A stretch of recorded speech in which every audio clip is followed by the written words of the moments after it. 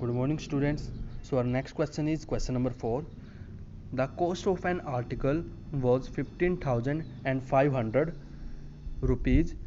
450 rupees were spent on this its repairs. यानी एक article है उसका कॉस्ट कितना है 15,500 और 450 रुपये जो है उसकी रिपेयर पर यहाँ पर खर्च किए जा रहे हैं। यानी जो कुछ भी मरम्मत वगैरह उसमें कोई भी अगर ख़राबी वगैरह आ रही होगी तो उसकी मरम्मत पर हमने कितने रुपये खर्च कर दिए यहाँ पर 450 रुपये। If it is sold for a profit of, यहाँ से ये कितने प्रॉफिट पर बेच दिया जाता है 15%। 15% के प्रॉफिट पर ये बेच दिया जाता है।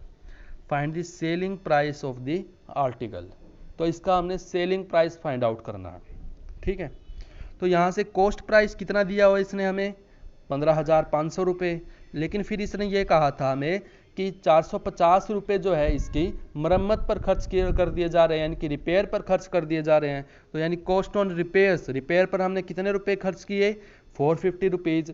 अच्छा, ये इतने रुपए में हमने वो आर्टिकल ख़रीदा है और इतने में हमने उसकी मरम्मत पर खर्च किए, तो हमारा टोटल कॉस्ट प्राइस भी तो कुछ होगा। टोटल कॉस्ट प्राइस मीन्स हमारा जो कुल खर्च है, जो यहाँ से इन दोनों को ऐड करने पर ही पता चलेगा हमने इस आर्टिकल के ऊपर कुल कितना खर्च कर दिया है।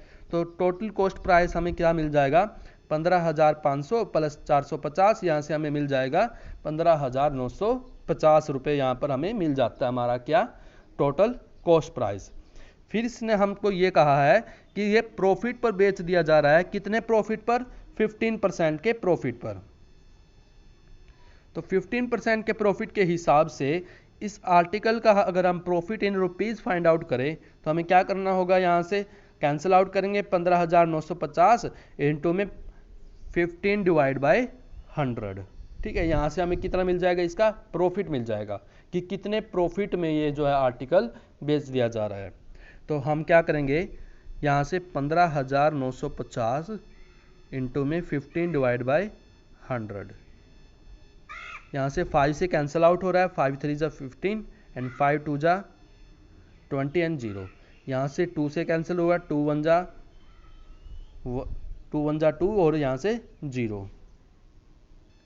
यहाँ से इसको हम 2 से कैंसिल आउट करेंगे, 2 7 जा 14, 1 रिमाइंडर, और यहाँ से 2 8 जा 2 9 जा 18 एंड देन अगेन 1 रिमाइंडर, 2 7 जा यहाँ से हो जाता है 14 और एक रिमाइंडर यहाँ से फिर से बच जाता है एंड 2 5 जा 10। ठीक है, यहाँ से ये हमारे पास हो जाता है 7975 की हम मल्टीप्लाई करेंगे किसके साथ, 3 के साथ। 3 इंटू 5 डैट इज़ 15, यहाँ से 1 कैरी हो जाएगा। 3 इंटू 7 यहाँ से हो जाएगा 21, 1 कैरी था हमारा, 21 प्लस 1 22, यहाँ से अगेन 2 यहाँ से कैरी हो जाएगा। 3 9 जा यहाँ से कितना हो जाएगा हमारे पास 27, 27 प्लस 2 डैट इज़ 29, यहाँ से अगेन वही 2 रिमाइंडर हो जाता है। 3 7 जा 21 एंड 21 प्लस 2 डैट इज़ 23। ठीक है, और डिवाइड में हमारे पास एक ये 10 चला हुआ है। ठीक है, अब इस 10 की जगह पर इसको हम क्या करेंगे 2392, ये पॉइंट डेसिमल हो जाएगा 5। आप लोग चाहो तो इसके पीछे 0 भी लगा सकते हो। ठीक है, क्यों, क्योंकि डेसिमल के बाद आप लोग अपनी चॉइस से जितने इच्छा चाहो उतने 0 लगा सकते हो। यहाँ से हमें इसका ये क्या मिल जाता है, हमें profit in rupees find out हो जाता है। ठीक, लेकिन हमें इसने हमसे क्या पूछा था, सेलिंग प्राइस पूछा था आर्टिकल का। तो सेलिंग प्राइस हम कैसे फाइंड आउट करेंगे, तो सेलिंग प्राइस फाइंड आउट करने के लिए ये तो था हमारा टोटल कॉस्ट प्राइस और ये हमारा प्रॉफिट। तो अगर हम कॉस्ट प्राइस में प्रॉफिट को ऐड कर देंगे तो हमें क्या मिल जाएगा, सेलिंग प्राइस मिल जाएगा। तो यहाँ से cost price plus selling profit is equal to, यहाँ से हमें क्या मिल जाता है, हमारा सेलिंग प्राइस मिल जाता है। ठीक है, so that was the question number 4। Next है question number 5। A VCR and TV were bought for rupees 800 each. एक वीसीआर है और एक टीवी है, उन दोनों को हमने 8-8 हज़ार रुपये में यहाँ पर खरीदा है। यानी वीसीआर की भी कीमत 8 हज़ार रुपये है और टीवी की भी कीमत 8 हज़ार रुपये है। The shopkeeper made a loss of 4% on the VCR. VCR पर शॉपकीपर पर लॉस हुआ है कितने परसेंट का? 4% का। And A profit of 8% on the TV. लेकिन टीवी पर यहाँ पर उसको प्रॉफिट हो रहा है कितने परसेंट का? 8% का। तो फाइंड द गेन और loss percentage on the whole transaction. पूरी ट्रांजैक्शन पर यानी इन दोनों की कुल मिलाकर के हमें क्या गेन हो रहा है या फिर क्या लॉस हो रहा है उसकी परसेंटेज फाइंड आउट करनी है यहाँ पर। ठीक है, यहाँ से अगर हम वीसीआर के बारे में बात करें,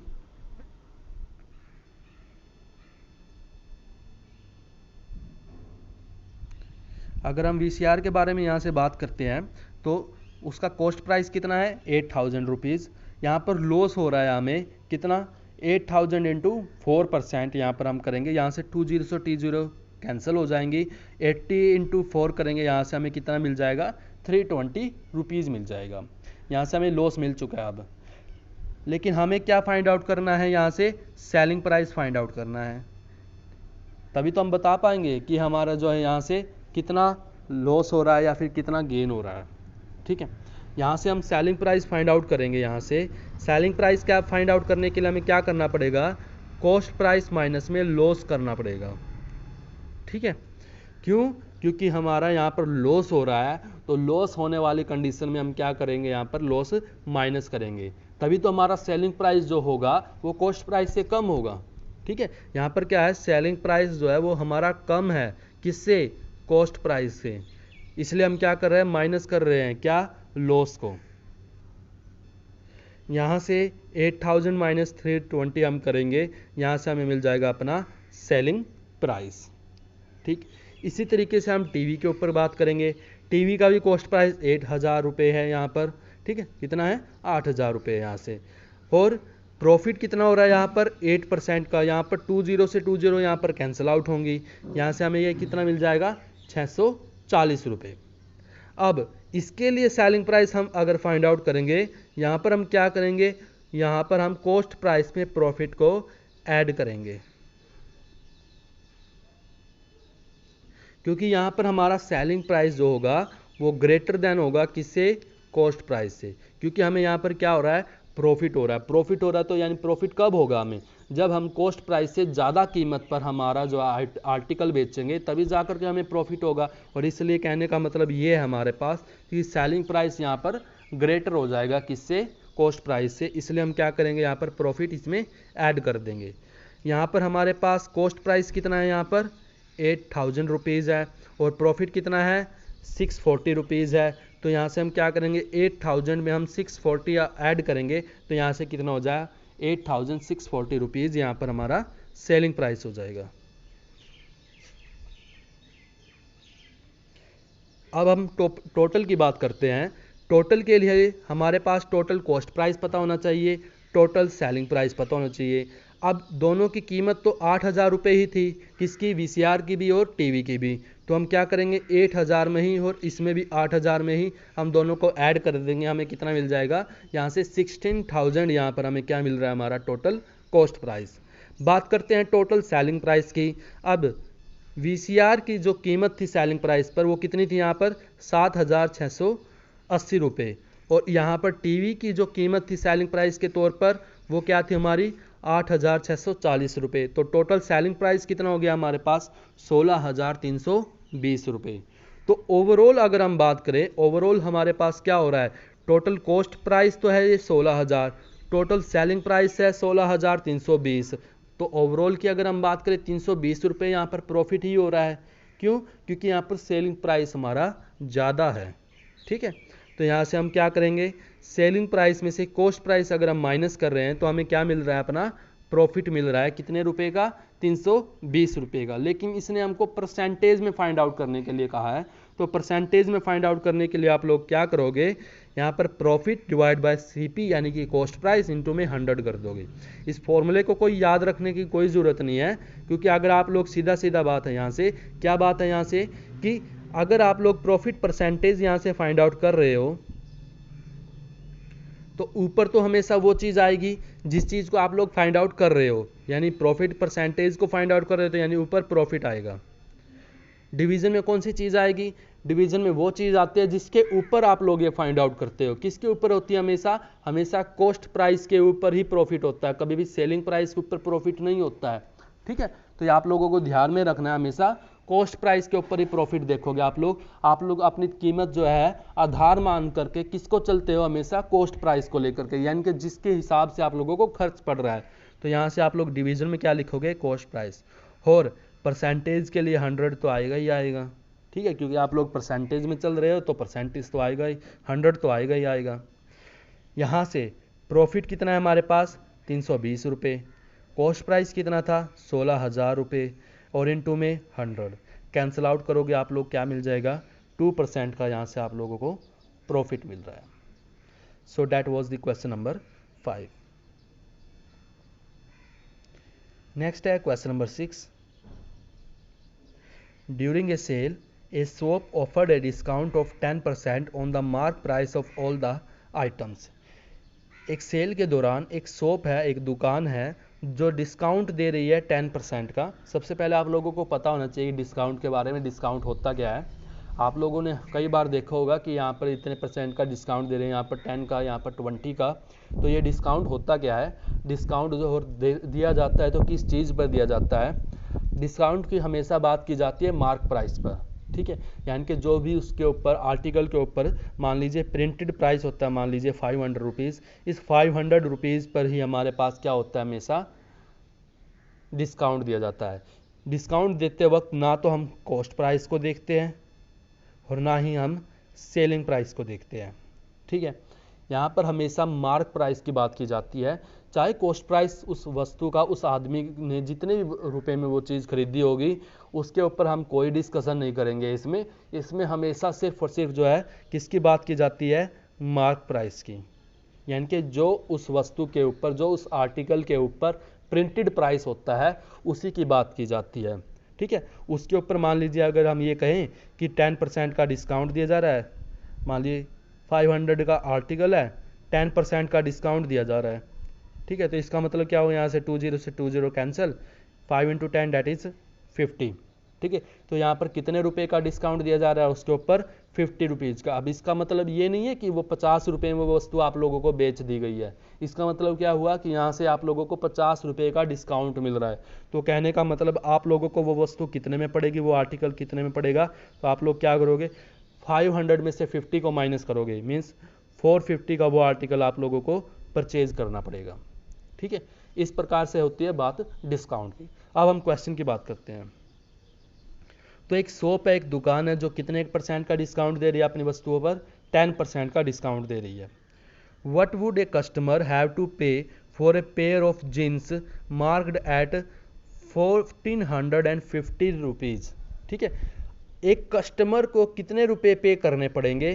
किसको? एक जीन्स को खरीदने के लिए जिसके ऊपर कितना मार्क प्राइस है? यहाँ पर 1450 रुपये, 1450 rupees. And 2 shirts marked at 850 rupees each. और 2 शर्ट्स और खरीदनी है उसको, और दोनों शर्ट्स के ऊपर कितना रुपए प्रिंटेड है? 850 रुपये, यानी 2 शर्ट्स हैं। ठीक है, इन दोनों की अगर हम बात करें, दोनों के ऊपर जो है 850 रुपये यहाँ पर प्रिंटेड है। ठीक है, सो ये था हमारा क्वेश्चन। अब इसका सॉल्यूशन देख लेते हैं।